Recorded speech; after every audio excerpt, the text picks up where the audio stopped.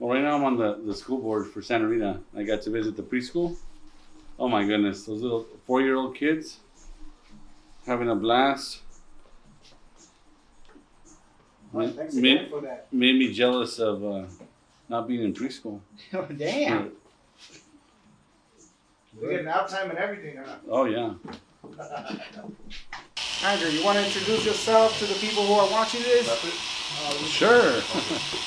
Yeah, my name is Andrew Sandoval, born and raised here in Salinas. And I'll be running for Salinas City Council, District 5. Nice. What made you get into politics, huh? Well, I don't see it getting into politics, but I see it more a way to serve the community. You know, to point out some of the things that we need. Sometimes places get ignored. Some of our basic necessities, you know, as residents just don't get fulfilled. Andrew, is this your first time running? Well, No, I ran, right now I'm sitting on the school board for Santa Rita School District, but I ran 4 years ago. Okay. Yeah, I almost won. I lost by 86 votes. Oh, wow, you were there. We were pretty close, yeah, less than 1%. This was my first time running. We did pretty good. We were, like I said, we lost by less than 1%, but I think we were outspent 5-1. My wife goes, I don't know how you're going to do it because you speak too honestly. And I'm like, well, there's nothing wrong with that. Exactly. You know? And my wife says, what do you do when you get up there? And then you don't have much of a poker face. You know, people are going to be able to see when you're concerned, when you're angry, when you're, frustrated. I said, well, that's fine. Yeah, we want to see that transparency. Yeah, you want to see the truth, not somebody that can have a good poker face and always keep a smile on. Yeah, at that point we're going to think you're a robot or something. Man, he has no feelings.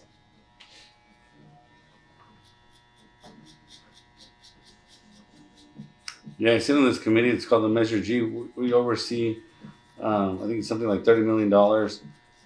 It was a 1 cent tax initiative that all Salinas residents, well, they didn't all, but it was they voted on, right? And it's supposed to be for things that help out your community, right? So they sold it as they're going to fix your sidewalks, your streets, improve your day-to-day life. But, the reality is, I think we had a meeting 2 months ago and it was sold on really sidewalks and streets. And so one of the commissioners said, well, can you give me the exact number that was spent on sidewalks last year? You want to guess what that number was? Not even $1 million. It was zero. It was zero, and we're like, wait a second. What's going on here, right? Exactly. So you know what the backlog to get your sidewalk repaired is? If you call the city right now, and you said, like your sidewalks right here. You say, you know what, I got, some elderly gentleman fall. I need my sidewalk repaired. You want to know how many years the backlog is? Let's say 3 years. Nope. 5 years? Nope. Keep going. Damn, 10 years? 7. No, more. 8. 15. More. 20 What? years? 20-year backlog. No freaking way. 20 years. So you report your sidewalk today, in 20 years they'll get to it. Oh, but it won't be my sidewalk by It won't be that. Yeah, so we're, that stuff, it's just crazy. I thought Salinas had like a surplus of money. Well, so you're correct. So about this last November, I think, it wasn't big news. I think I told you about it. Remember that they found $30 million? Oh, yeah. Oh, yes. Well, it didn't make the news very much, but the city of Salinas, I guess they had an accounting error, and they found $30 million in cash. So you think, man, I found all this money. I'm going to, make good on some of the promises they made to the neighborhoods. Mm-hmm. Like traffic calming, the speed bumps help reduce traffic, make it safer for kids. Or sidewalks, don't have to wait 20 years. Well, you know what they did with the majority of the money? They stuffed it away. They stuffed it away, exactly. Yep, they put it into the reserve. So instead of fixing, and keep in mind that money, that was already allocated for things. So it was already allocated like for fixing sidewalks and things like that. So they stuffed it away. So that's to me that's ridiculous. That is. They some should have used it double- like catch up on some of the things that they promised the community. So in my neighborhood, I live in the Northridge area, and there's a Broad on the Mander. As you know, housing is so ridiculously expensive. So sometimes people cram into houses and apartments. One of the issues there is that there's fire hydrants that aren't painted red. Now, you would think most people wouldn't park in front of a fire hydrant, but sometimes they do, and some fire hydrants are not painted red. So I don't know. I guess some people don't realize that even if it's not red, you can't park there. Yeah. So even getting a request like getting a fire hydrant area parked red because somebody always parks there does not happen in the city of Salinas. So my neighbors, like I said, they live on Northridge Drive. They're like, "Can we please paint this red? Because if there's a fire, fire trucks gonna have a hard time accessing that traffic." Well, the city of Salinas fought me so hard on it. They finally told me, "You know what? It's not even a safety concern if somebody parks there, because we can find a way just to get to the fire hydrant and things like that." And I said, "Forget it. I'll just paint it myself." I asked them, "What kind of paint?" Well, they kindly told me if I decide to paint it myself, it's a misdemeanor. So I'm like, first I thought, man, you're going to go after me for trying to keep my neighborhood safe when you're refusing to do it, right? And then I thought, well, we should almost make it like a public event, right?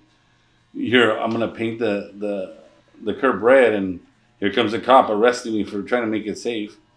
I don't think that would look good in anybody. But I get there's guidelines and things like that, and you can't just do what you want. But at the same time, if the city's not taking care of something that can potentially, cost someone their life.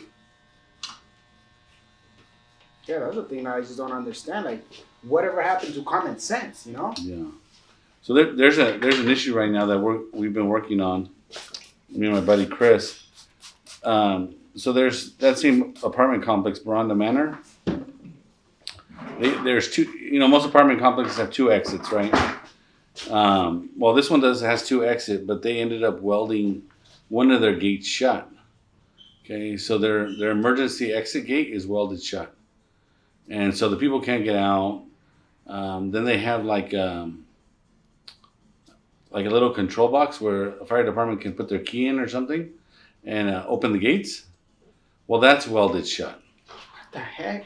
So if power ever goes out, or there's a fire, this apartment complex only has one way out.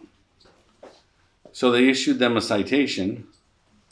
I'm like, oh great, we got them to issue them a citation. That was, I think, it was supposed to be fixed by February.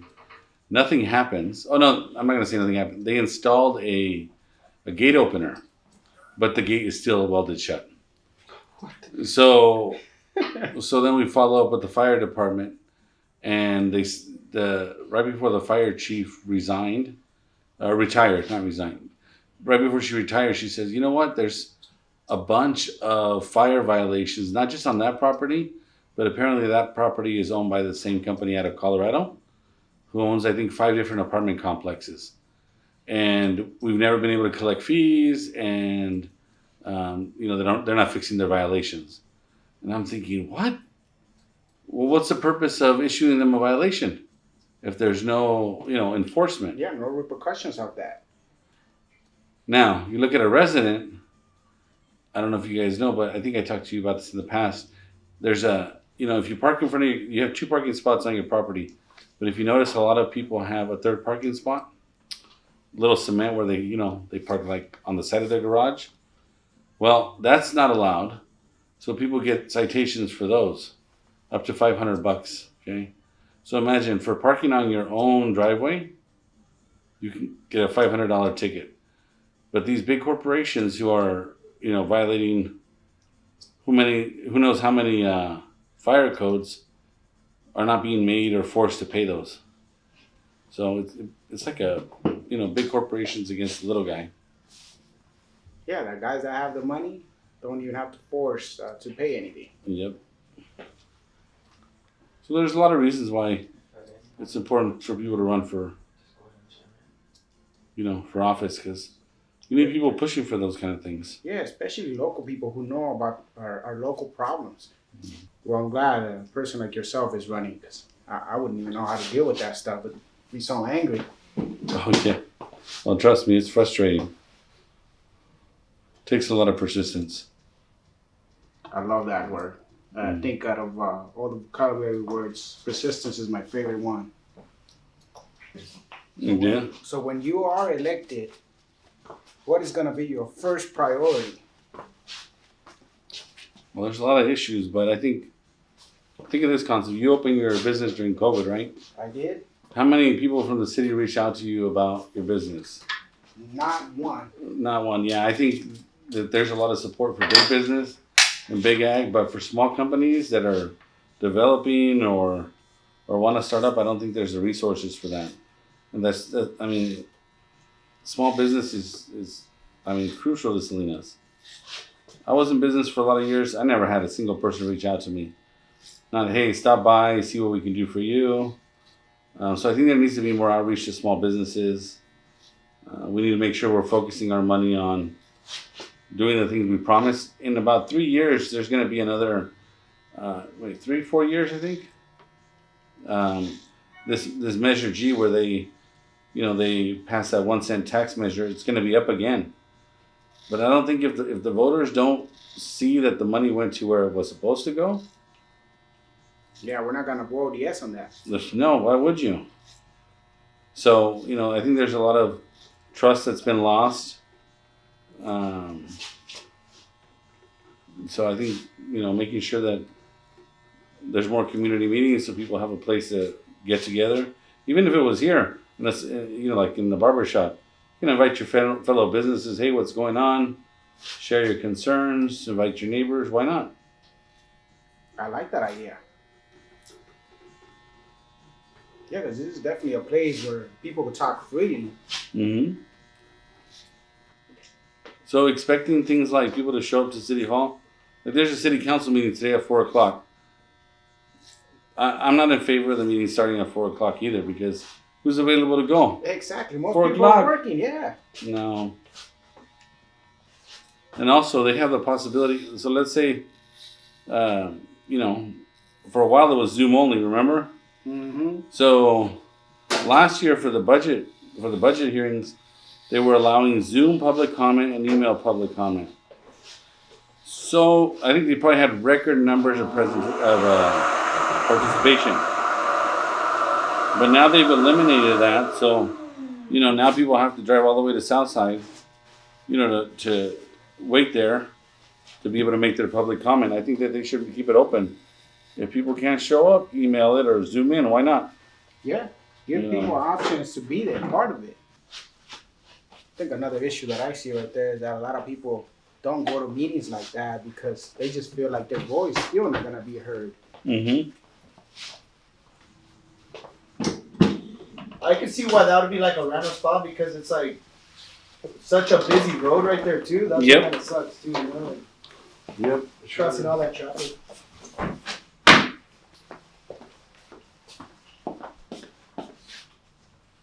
There you go, sir. Thank you very much. No change back? No, thank you. Andrew, appreciate it, man. All right, sir. That's it. We'll see you.